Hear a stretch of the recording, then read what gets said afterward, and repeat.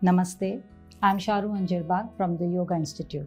So whenever any relationship breaks, a person goes through deep grief. It is true that we experience feelings of resentment, anger, sometimes even guilt. But it is also true that such moments of sadness can transform into moments of great insight for a person. If we can see the relationships which have ended as a time to bring about great healing in our old patterns, then it can make it a lot easier for us to get through this time. So let us look at 7 things which we can consider to make this process of getting over such times easier and more effortless. Number 1, see it as an opportunity to grow. You see, just as a cosmos, it has its own rhythmic flows. Similarly, every relationship also has a rhythmic pattern.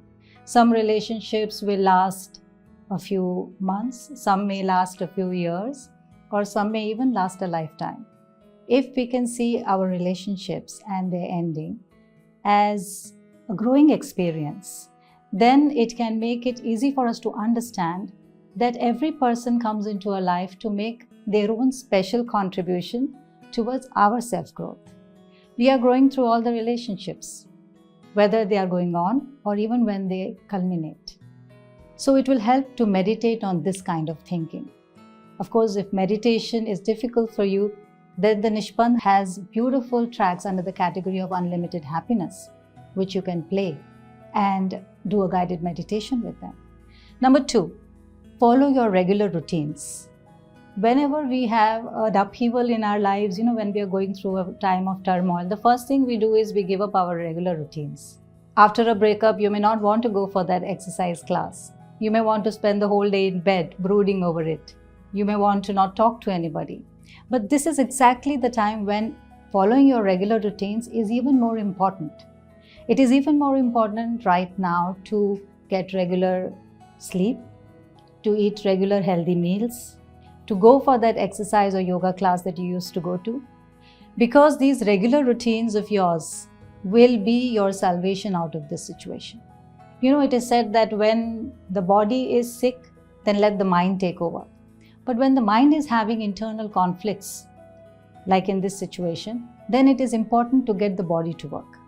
So don't give up those regular routines. Bring up a certain will, make a conscious effort to follow your regular routines as much as you can. Number 3, don't be judgmental. Whenever a relationship breaks, a person takes it as a question on his own self-worth. It will help to remember that our relationships, and when they break, are never a verdict on our worth as a person. They never make us any less of a person. There is a beautiful prayer in the Isha Upanishad. Om Purnamadam Purnamadam Purnat Purnamudachyate Purnasya Purnamadaya Purnameva Vashishyate. It is just telling us that what is complete, truly complete, is always so. Even when a part is taken out of that completeness never loses its wholeness. We are also emerging from that divine source which is complete in itself. We are a reflection of that wholeness. So when you meditate on this particular bigger picture, then it becomes easier to understand that every relationship has come into our lives to teach us something so we can grow from it. But there is no question of incompleteness. And number 4, set a limit to your social media browsing. See, it is a very tempting thing after a breakup to immediately go onto social media and browse it to check out what your ex is doing. Browsing it to see what kind of pictures they are posting, what kind of people they are hanging around with, what kind of people are liking their post, and most importantly, what is their relationship status. This might be very tempting, but it never helps. This activity will only get you more and more deeply into your grief. It will increase the feelings of resentment and anger. So it is very important to set a limit to how you use social media and use it wisely. Number 5, set a time pressure. See, whenever we are indulging in negative thinking, whenever we are going through such times, it is such a slippery slope that you will not even know when to stop. It is very easy to get stuck in a loop of negative thinking. So it is very important to set a time pressure for ourselves.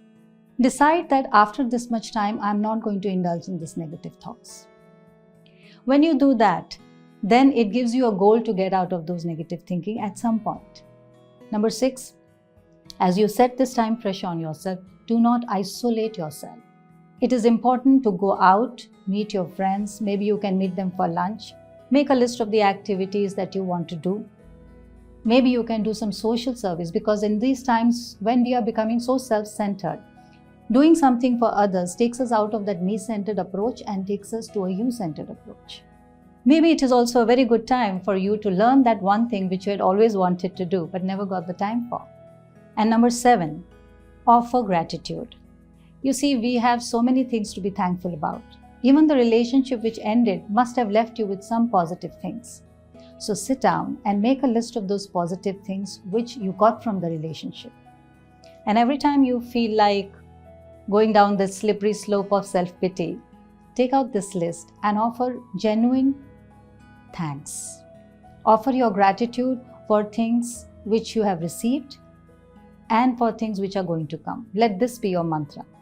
So you see, when we are conscious and if we make a little effort to keep these few points in mind, then we can truly take charge of the situation, instead of the other way around, the situation taking charge of us. And you will find that now, what was a breakup, now you have the capacity to transform it into what could be a breakthrough. Namaste.